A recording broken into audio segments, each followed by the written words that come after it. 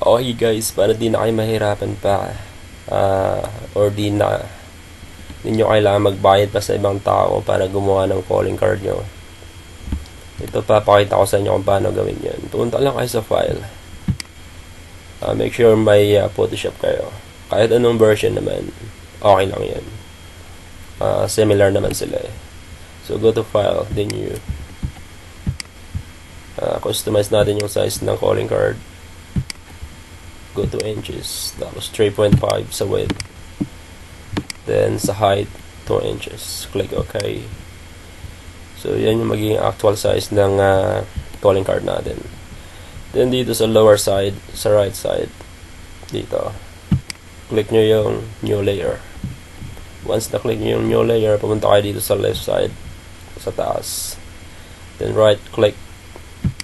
No, left click to right kasi nasa circle na siya. Kung wala pa sa circle yung option na to, right click nyo yan tapos pupunta kayo sa circle. Okay, for example, nasa rectangle yan, so gusto natin gumawa ng circle sa new layer. I-click nyo sa right click, then go to circle, tapos dito mag-draw kayo ng circle sa side na to. Alright, so drag natin siya ng kaunti. Yan. Okay. So, gusto ko magkaroon siya ng kulay sa side na to, sa part na to. So, ang gagawin natin, pumuntahan tayo dito sa pen bucket, left side. Then, red color, okay na yan. Spray mo lang dyan. Then, go back to the top. Click mo yan. Then, Control D para ma-deselect yung parang tumatakbong line sa object na to. Okay. So, next na gagawin natin, gumawa tayo ng rectangle or rectangular dito. Yan. Okay. So, papalitan natin yung kulay this time. Gawin natin green.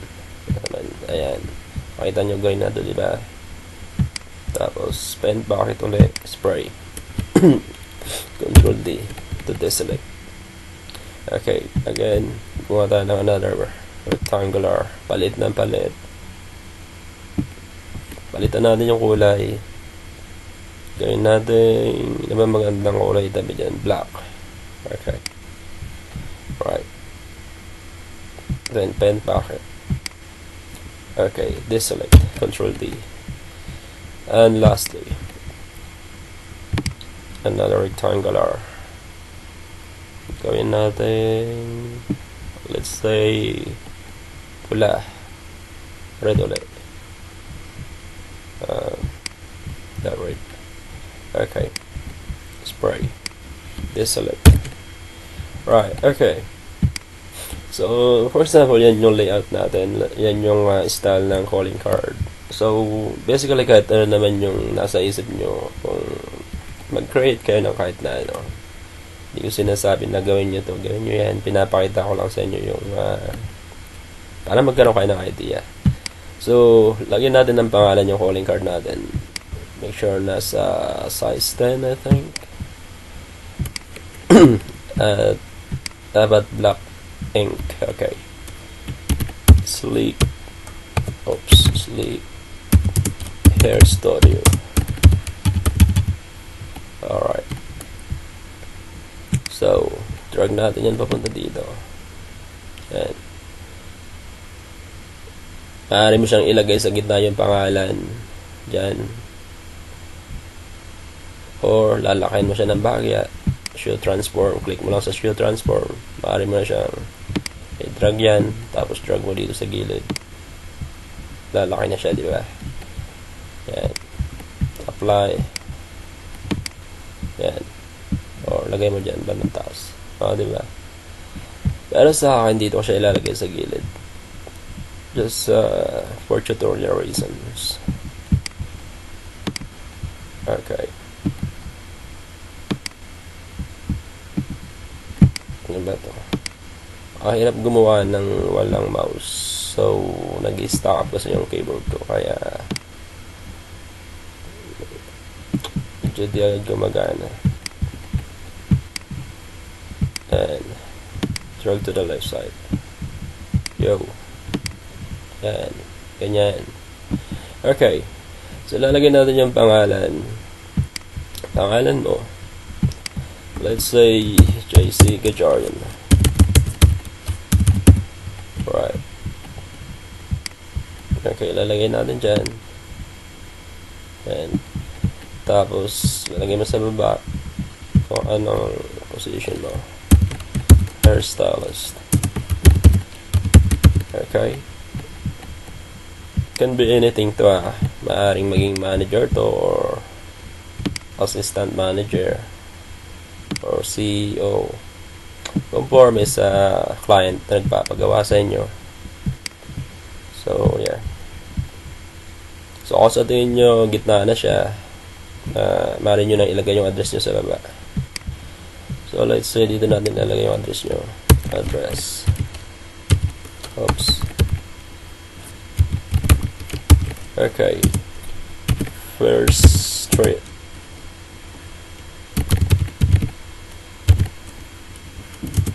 And second to the left. Okay.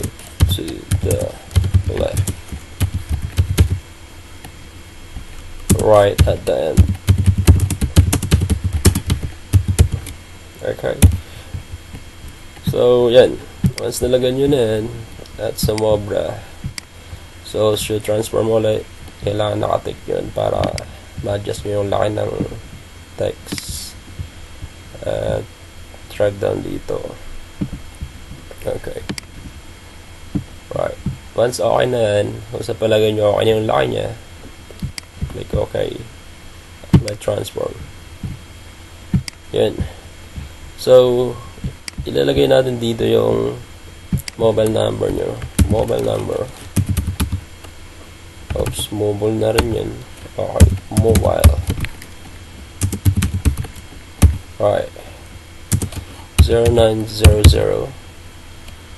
Tama ba? 000. 0000. Okay. So, drag lang natin yan para kumasya. Tapos ito naman, pwede nating litan ng ganyan kalit. Yan. Para medyo malinis yung calling card natin. So, yeah. Then, lagyan nyo yung email ad nyo. Call me now at gmail.com. Yan. Then, yung Facebook nyo. Kung may link kayo. Diba? So, www.facebook.com/icon. O, parang ganyan, di ba? Para ma-follow kayo ng mga followers nyo. Then, YouTube channel. Kung may YouTube channel kayo. So, JC Gajarian. Right, ganyan lang simple, di ba? So, yung text naman, changeable siya. So, at least may idea kayo kung paano gawin. Yun. So, paano ba ipiprint to? Kasi kulay white siya, diba? So, mahirap i-cut. So, madali lang yan. Save muna natin. Go to save as, file, then save as. First, save natin siya sa Photoshop para pagka gusto nyo siyang i-edit, then may i-edit nyo siya. Or may gusto kayo dagdag, kakadagdag kayo na kahit na ano. Kasi pag sinave nyo siya directly sa JPEG, mahihirapan kayong gumawa or magdagdag or magbawas. Kasi fixed na siya. Unlike may copy ka sa Photoshop format, then pang-print out mo yung JPEG format later on. Okay. So, let's say business card. Right. Save. Then, save as natin siya as JPEG after ma-save ng Photoshop format. Okay. So, go to JPEG. And click save. Okay. So, close natin to.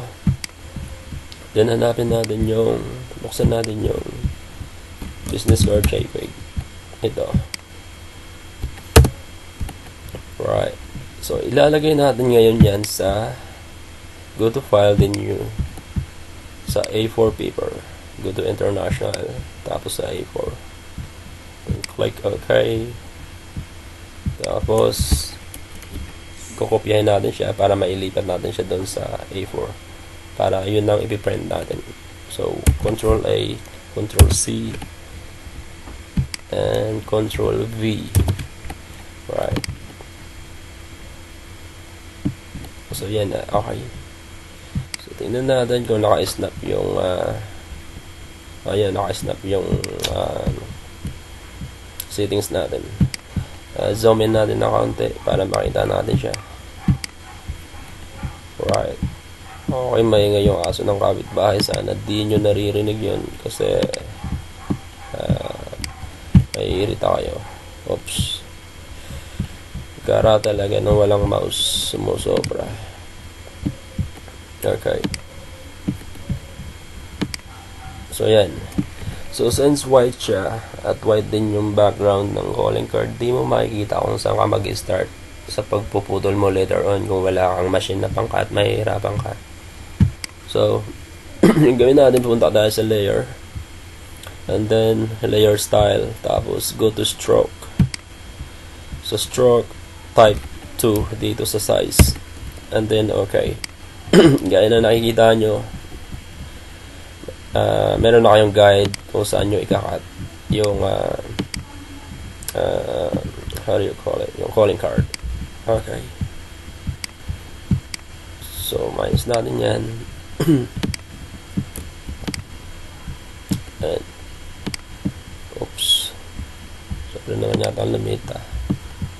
Okay, kita natin, tas dito sa roller drag ka ng isang ganyan, parang guide mo. So yan, and then kopyahin natin to, yung calling card, then Control Alt lang. Okay, tapos drag to the right, kokopyahin yan mag-isa. Alright, Control Alt sa keyboard nyo, tapos drag to the right.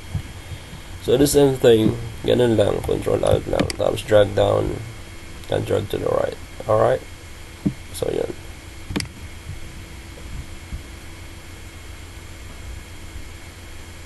So make sure pagkatapos nyo siyang i-drag, i-release nyo siya. Okay, so yan. So tingin nyo naka-align na siya na maayos, let go nyo na siya. Alright, so gumawa tayo ng more. Actually, pwede ka naman gumawa ng up to 5 eh. Oops, ba't ayaw ko maupyan na ito? Saan na ba ito? Nagkami na ata.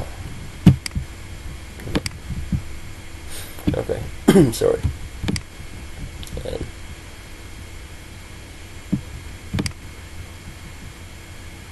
Yan, pwede mo siyang i-hold yung Control Alt habang dinadrag mo siya to the right. And so maaari ka pa magdagdag sa baba kung naka-push forward tong margin sa taas at na-squeeze mo yung margin dito sa mga to. Pero try natin kung hindi siya sasabit. Okay. Oops. So don't forget to click. Ayun, kasya naman pala. Kaya lang masyado na maliit yung margin sa baba. So adjust nyo na lang pagka gagawin nyo to. Okay, so yan. Yan na yung calling card nyo pag nilagay nyo sa A4 size na papel. Ready for print na siya. So sana nasundan nyo siya. At pasensya na kaya medyo malata ako at patulog na to. So, mag-share pa ako ng mga kung ano-anong video na naisip ko. Wala lang, gusto ko lang i-post sa YouTube. And don't forget na i-save as JPEG. Oops, sorry. Right. To be print. Alright. Click OK. OK.